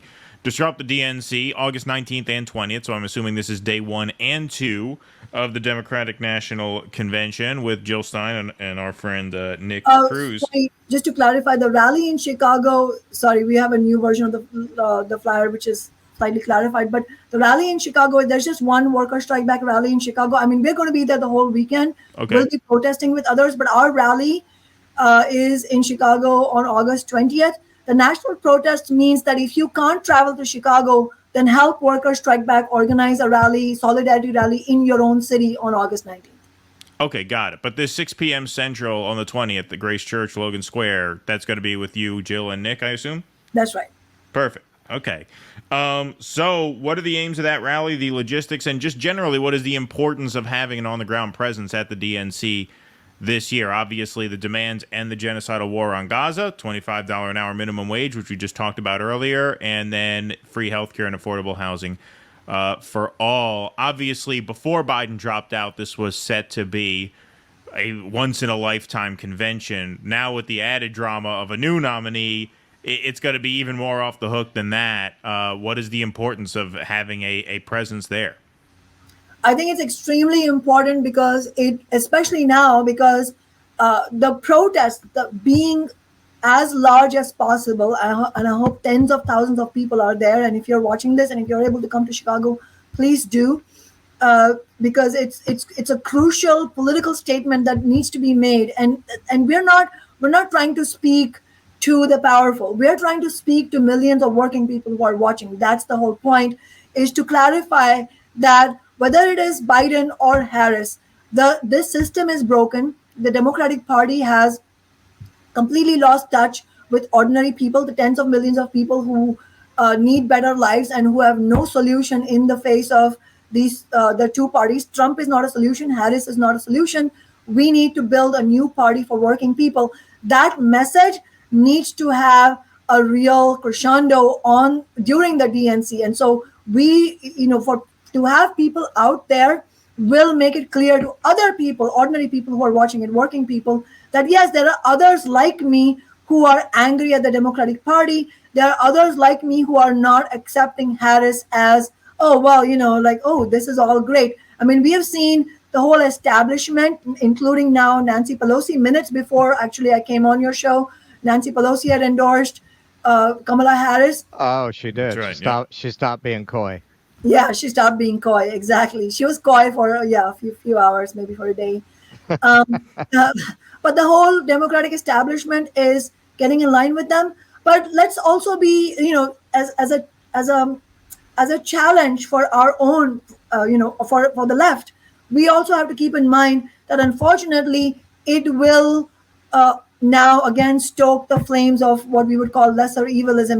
People thinking that, okay, maybe Harris will be the answer. I don't know. I'm sure you've seen your social media explode with the whole I'm with her, Oh, I don't follow my friends on social media anymore. Only you and a handful of others. And then everything else is just, I used to use Facebook to promote the show. Now I use Twitter mostly. So, but yes, I could tell. Yeah. From the minimal exposure I have to it. Yes. Exactly. So we have to be there, as I said, to send a message to working people out there saying that this is not an answer.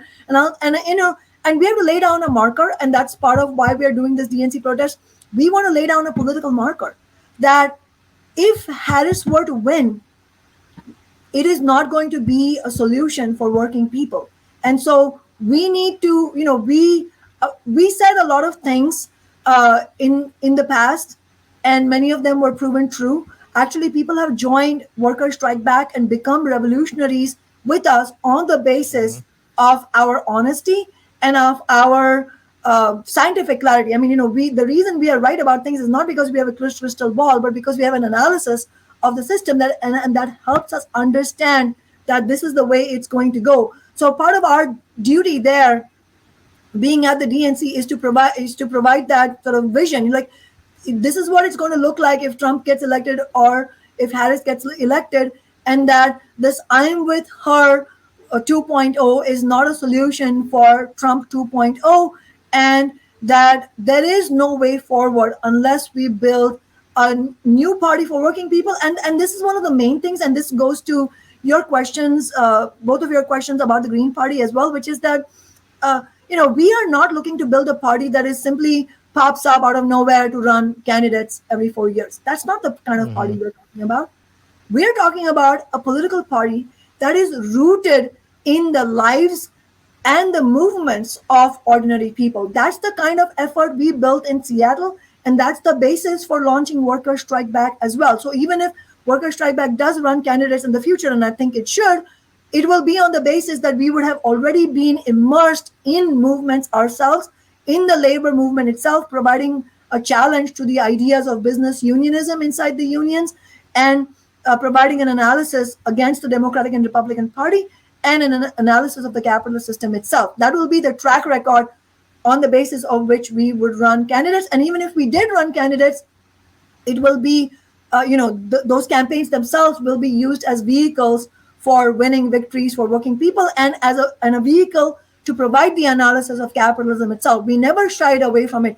A lot of political pundits, actually, when we first ran our campaign, after that they gave up on us and they were openly hostile to us. But the first time we ran, there were even democratic politicians who since then have really hated us, who said, oh, you should not call yourself revolutionary, you won't get elected. It's the exact opposite. You be truthful to working people and you fight alongside them and you never sell them out. And that's the basis to get elected. Anyway, this is the message we want to deliver at the DNC.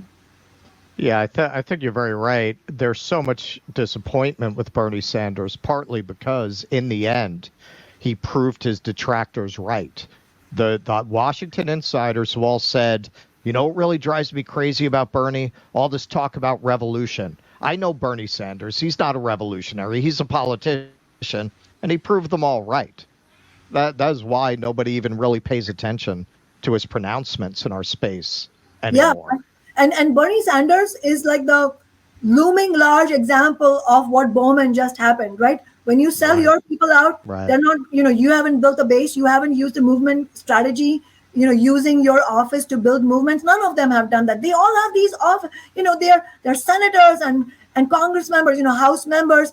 None of them have done what we did, which is use our office as a platform to build social movements. So you do that, and you sell people out, you don't do anything to fight for them, and then you also you run a campaign that calls for a political revolution. No, the establishment will absolutely crush you. Well, that's the thing. I mean, what you were just talking about there, about a broad-based party rooted in the lives and needs of working people, he had it right in his hands. In 2016, he could have created that with the snap of his fingers. Yes. Millions of people already enrolled. And to what Russell was saying earlier, I think, and I tend to think he's right about this, part of the reason he was allowed to get as far as he got is because the elites knew he wasn't ever going to do that. But he had it, if he wanted to, right there. Yeah, he did. And in fact, we, as you said correctly, so many people, and we were among them, calling for him to launch something.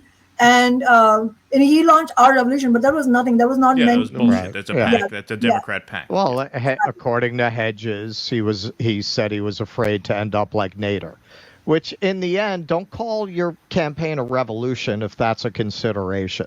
It's not fair to all the people who went through the snow in New Hampshire for you, thinking you're leading some kind of revolution when all you're really running is a campaign. Right. No, those are two different things. Yeah, no, absolutely. And also, I was with Chris Hedges when that happened. Actually, it was a town hall that we had organized, socialists had organized, and we had invited Chris Hedges, Bill McKibben, Naomi Klein, and Bernie Sanders to it. This was in 2017, the day before the People's Climate March was happening, when 500,000 people walked out in Manhattan. And at that meeting, Chris and I both urged Bernie to run because he was getting ready to announce that he was going to run as an independent. And he said, you're quoting Chris correctly, that Bernie correctly, that he said, I didn't want to end up like Nader. But what he really said was, I don't want to run an educational campaign. That was his response to Chris Hedges and me when we said he should run independent. And what he meant by that is, I don't want to run a campaign just to make a point. I want to win. But that's exactly the point. I mean, that's what we said. The Democratic Party is never going to let you win. And in the process, you will give miseducation to working people. And as you correctly said, Russell, completely betray the millions of people who will campaign for you. Which that's a perfect segue into my rather grim final question for you. Yeah, we had a chance to end on a high note, but that's not how we roll. That's not how we roll. That's not how we do things. I have 6 F-bombs in this question. There was an article in Vanity Fair a while back that I found fascinating called The New Right that really showed there is this whole section of today's right wing that is really kind of intellectually thinking through what a societal collapse looks like, with the assumption that that's coming. They're starting there. And how do we take advantage of the situation in order to push our agenda. And there's some debate amongst them about what that should be like. You literally have monarchists within these conversations who think that would be the best way to go. But what's really terrifying about it is I think they're right in terms of collapse. And I don't see an equivalent understanding on the left of what the possibilities of societal collapse are and how to fill the void or the vacuum that would be created in a situation like that. Now, do you think that this social and economic system will collapse? And if it does, do you think, given the national character of the country, the disposition of forces on the board, do you think it's more likely to go in a fascist direction or in a socialist direction? I think that either situation is possible, or rather both situations are possible. I don't think either of them is inevitable. I think just based on the physical sciences, based on what climate scientists are saying, I'm not a climate scientist and I'm not an expert on that, but based on what we all have read from research of climate science, some of the climate disaster is going to be irreversible. That's just a fact. So setting that aside, setting the physical sciences aside, speaking about it politically, I don't think either of those scenarios is inevitable, in the sense that there's potential for it to go really, really badly, or there's potential for us to have revolutions internationally. But which way it goes it depends on many factors. And one of the biggest, if not the biggest factor, is what is the leadership on the left in the labor movement internationally? That's the question. It is very much today, as Rosa Luxemburg said many decades ago. The capitalist society stands at the crossroads. Either it's a transition to socialism or regression into barbarism. Either could happen. I think for us on the left, the task, the challenge is to recognize accurately and not have rose-tinted glasses about how bad it could get, but also not accept that is inevitable. In fact, accepting that it would be inevitable itself would make it inevitable, because the critical component here to decide which way it goes is the leadership on the left. And so we have to take that deadly seriously, building that leadership deadly seriously, precisely because of the dangers that lurk, and those dangers are not to be underestimated. We have seen truly horrific fascist regimes happen. We're not there yet, but it can happen. Look at, Russell, we were talking about India earlier. The reason I mentioned India is not that big. I don't think you can't say India is like just fascist right now. That's not accurate. But the reason I'm bringing up India is that it is the right wing and the reactionary current is far more developed there already than in the US. So it's a specter. Already that is a specter to be afraid of, because already the kind of silencing of dissent that has happened, the silencing of the left, the attacks on people who are fighting Islamophobia, literally bulldozing the homes of Muslim activists, the lynching of people who are oppressed caste people who are refusing to accept the caste system. All of that is actually happening. But the reason it has happened, the reason it has gone so far, the reason the Modi regime has had the cachet it has had, is because of the complete disarray on the left. No party, a multitude, here we're talking about third party. There's a multitude of parties there, and not one of them actually did anything coming close to what we did in Seattle, which is actually building a fighting force of working people. And there you have 10 years of the Modi regime. However, the election results there are also an interesting indicator. The Modi regime and the BJP did not get the kind of sweeping victory that everybody had predicted. All the pollsters were wrong. They did win, which is a scary thing, but they did not win the kind of coronation that they were expecting, which also shows, which is the hopeful part I'm getting to, is that working people do want to fight back. And unless we on the left take the building the leadership seriously, it could actually go in the wrong end. So ultimately, that's what, I would say, ultimately that's what we have going for us. All right. Well, Kshama Sawant, always a pleasure talking to you. On Strike is the name of the podcast. Workerstrikeback.org is the website where you can follow her. Always a pleasure, Kshama. I'm expecting my third baby any day now, so I am going to be stuck in the house for a while. But Russell will be in Chicago. I'm sure he'll see you since you'll be out on the streets there. Please come to the rally, Russell. Yeah, maybe we can be in touch about it. And congratulations, Keaton, to you and your family. Thank you so much. Always a pleasure to see you. Thank you so much for joining. Likewise. Thank you so much. Okay. Thank you, Kshama. Please clap.